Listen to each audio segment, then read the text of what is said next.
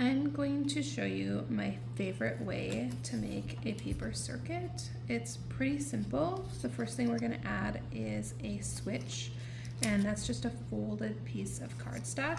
I'm going to glue it down on my paper here, and then we're going to add some copper conductive tape.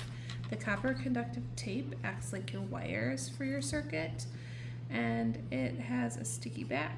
So I just peel it off here, attach it to my switch. That's going to connect to the top side of my battery, which is the positive side. I'm going to lay that down to make my little wire. Then I'm going to lay down a second one that's going to make the second part of the circuit, and I'm going to fold it into here to be a part of my switch. And this part will touch the bottom part of the battery.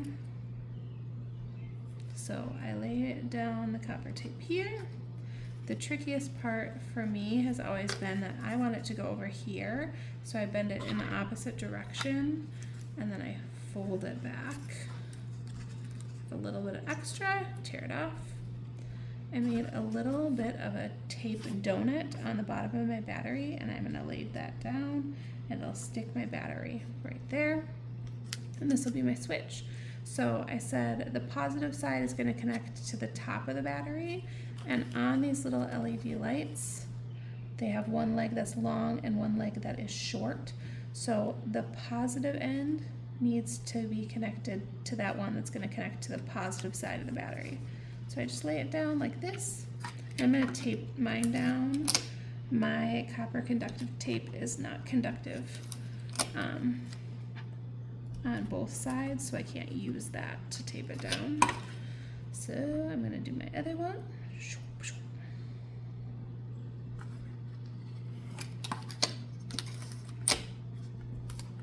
Lay it down, make sure it's nice and tight.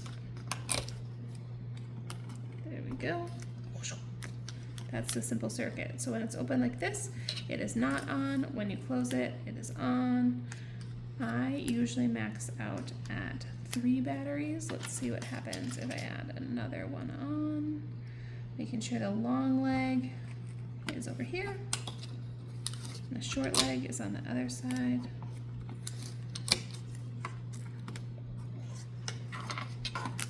Wow.